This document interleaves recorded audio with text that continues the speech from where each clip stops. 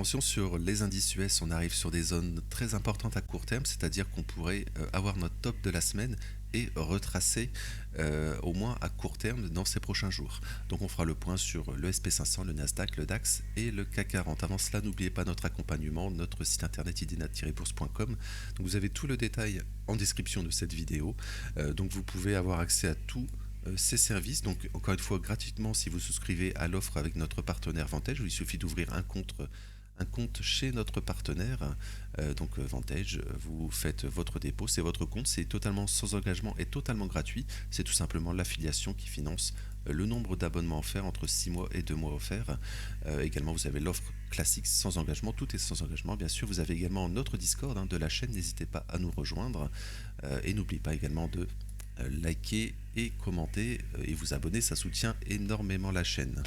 On va revenir rapidement sur le calendrier éco. Calendrier éco, on est toujours dans le shutdown aux États-Unis. Donc pour le moment, on va dire RAS. Faudra faire surtout attention, c'est que les news éco ne sortent pas d'une fois dès que le shutdown est terminé. Alors j'avais vu une stat sur les shutdowns. En fait, après 100 jours par exemple, en fait, c'est mix, on va dire, soit le SP500 baisse de quelques pourcents, soit il augmente. Voilà, c'est pas vraiment pertinent. Donc le marché s'en fiche un petit peu, on va dire, à moyen terme. Donc même au bout d'une année aussi, voilà, il n'y a pas vraiment de tendance. Donc on va dire c'est un peu une non-news, mais à court terme, voilà, il faut faire attention. Il faudra faire attention surtout qu'on a plein de stats éco qui s'accumulent. Normalement aujourd'hui, je l'ai déjà dit dans le brief crypto plus tôt ce matin, mais on a un discours de Jérôme Powell, mais qui ne devrait pas être pertinent. Il a déjà dit qu'il ne devrait pas commenter l'économie, mais on ne sait jamais. Je pense qu'il avait dit ça il y a peut-être 10 jours ou la semaine passée. Voilà, c'était aussi une sorte de réunion, quelque chose, mais alors je ne sais plus laquelle. Mais voilà, il avait aussi lâché quelques infos quand même s'il avait dit qu'il ne l'aurait pas fait. Donc voilà, on va quand même observer cela. Aujourd'hui, c'est la seule chose importante. Sinon, jeudi, normalement, on a donc bien sûr les choses les plus importantes, PPI, vente au détail, etc. Les inscriptions au chômage, en fait, on a 3 semaines, on aura 3 semaines de retard. Voilà, mais pour le moment, il n'y a pas grand-chose de prévu tant qu'il y a ce shutdown. Alors, on va passer donc sur le SP500. Donc, SP500, on a le rebond. Donc, pour le moment, super attention. Encore une fois, moi, je pense que c'est un piège, cette hausse à court terme. On arrive dans ce fair value gap. Maintenant, on a créé un fair value gap haussier. Pareil sur le Nasdaq. Là, c'est sur le futur, bien sûr. Donc, super attention. Parce que tout simplement, je le répète, c'est très rare, ça arrive, je le dis sur le Forex, encore une fois, ça arrive très souvent par exemple, mais on ouvre la semaine, on fait zéro plus bas sur les indices SP500 au Nasdaq. Donc par exemple SP500 sur le futur, on est à 6632 et on n'a pas fait de plus bas, c'est vraiment le plus bas de la semaine, on ouvre et on monte, on revient, pour le moment on a créé un fair value gap baissier. Voilà, moi je pense qu'on ira au moins à ce niveau, et si on va à ce niveau, je pense qu'on ira au moins combler, voire un peu plus bas, faire une continuation baissière sur les indices US. Donc je pense qu'il faut vraiment faire attention et que cette hausse est un piège à court terme. Je parle bien sûr à court terme, c'est des briefs quotidiens. Ce qu'on ne fait pas dans le groupe privé, on ne fait pas de court terme, c'est vraiment des positions en swing, donc de plusieurs jours, semaines ou mois en fonction des conditions de marché tout simplement. Voilà, sur le SP500, voilà, il n'y a pas grand chose d'autre à dire.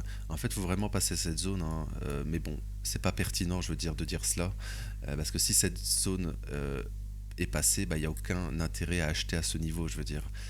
Là, c'est vraiment une zone de rejet qui peut être pertinente pour, par exemple, shorter, mais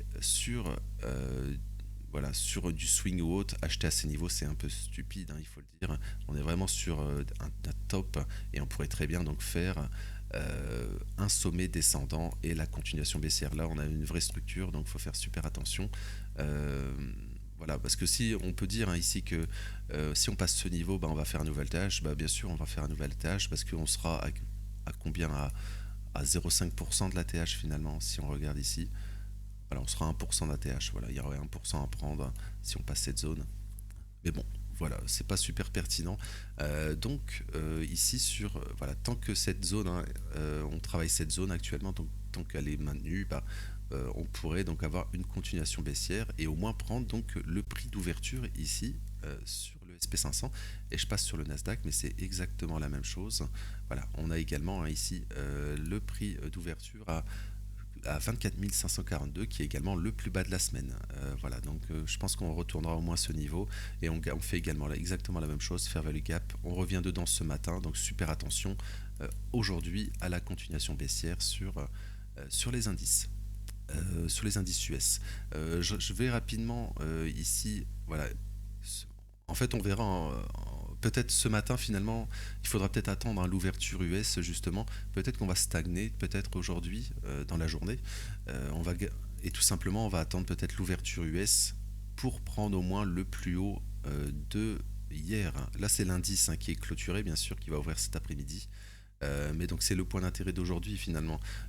Ça serait super positif pour une continuation baissière, c'est qu'on ouvre peu importe où, mais qu'on va chercher finalement le plus haut de la veille, le plus haut de lundi, et là ça serait une super zone pour la continuation baissière. Il faudra faire super attention à cela. C'est vraiment le point d'intérêt d'aujourd'hui. Il faut, si on va ouvrir donc à 15h30 heure française cet après-midi, les indices US, et là si on va donc au nord début de séance et qu'on qu'on va tout simplement au nord, dans ce fair value gap, tout simplement en début de séance. Il faudra super faire attention au rejet et là on pourra avoir la continuation baissière sur les indices. Voilà, c'est exactement la même chose sur le Nasdaq. Voilà, ici ça sera exactement le même scénario. Et donc l'objectif, je le redis, sur le futur, ça serait de venir sur ces niveaux sur le Nasdaq, etc. Et pareil sur le S&P au moins à très court terme. Donc attention sur les indices US, on est vraiment sur une zone de rejet potentiel. Alors sur le DAX exactement la même chose. Regardez sur le futur, on fait exactement la même chose. Fair value gap baissier ici, on revient dedans. Donc on a exactement la même chose. On pourrait faire la continuation baissière sur DAX. Donc voilà, je ne vais pas y revenir trop dessus parce que c'est exactement la même chose. Même scénario que sur le SP500. Le CAC 40, pour le moment, ce que fait le CAC 40, il a ouvert donc en gap haussier. Il est venu, contrairement aux autres, il est venu chercher le plus bas de la semaine passée. Alors, de la semaine passée, pardon, même parce que ça me paraît, je pense, oui, je pense qu'on a été, et on a été dessus. Donc c'était ici. Alors je pense que c'était du lundi. Voilà, oh non, c'était donc de vendredi. Donc on est venu dedans. Donc théoriquement, le CAC 40 plus faible, mais d'une certaine manière, il a déjà fait son job. Mais bon, je pense que si les indices baissent, le CAC 40 va continuer à la baisse. Il va tout simplement continuer à retracer. Voilà, mais voilà, personnellement sur les indices européens, je suis pas trop dessus. C'est plutôt Nasdaq et S&P 500.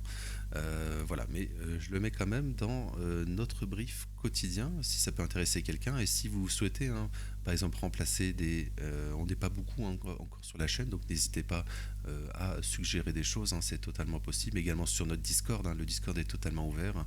Donc n'hésitez pas à venir pour suggérer si vous souhaitez, par exemple, un autre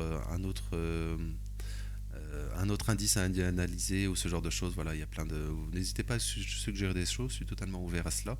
On peut faire un tour sur le Dow Jones. Voilà, Dow Jones aussi, il est exactement dans la même pattern. Voilà, Dow Jones plus faible, mais donc que le Nasdaq et le SP500. Voilà, mais théoriquement, voilà, comme sur les indices US, on n'a pas la tête d'un top ici à moyen terme. C'est-à-dire qu'on peut retracer, on peut bien retracer encore, pourquoi pas. Et ensuite, je pense qu'on ira en rechercher. Et le scénario baissier ultime, on va dire, c'est qu'on fait ça d'ici la fin d'année, c'est-à-dire qu'on retrace bien fin d'année, etc. Et l'année prochaine, début d'année, on va chercher donc ces plus hauts. Et là, on pourrait avoir un top assez important et peut-être une année prochaine baissière. C'est totalement possible. C'est-à-dire qu'au début d'année, on irait chercher le plus haut donc, de cette année, qui serait ici par exemple. Si on ne fait pas ça avant, on pourrait très bien faire, mais voilà. Pour le moment, le scénario, donc ça serait super intéressant à observer, mais on n'y est pas du tout, et on en reparlera bien sûr sur les indices US, bien sûr. Voilà, je vais m'arrêter là pour aujourd'hui, donc n'oubliez pas donc notre accompagnement en description, notre Discord, n'hésitez pas à nous rejoindre et merci encore une fois à ceux qui likent et qui s'abonnent. Je vous souhaite une belle journée et merci.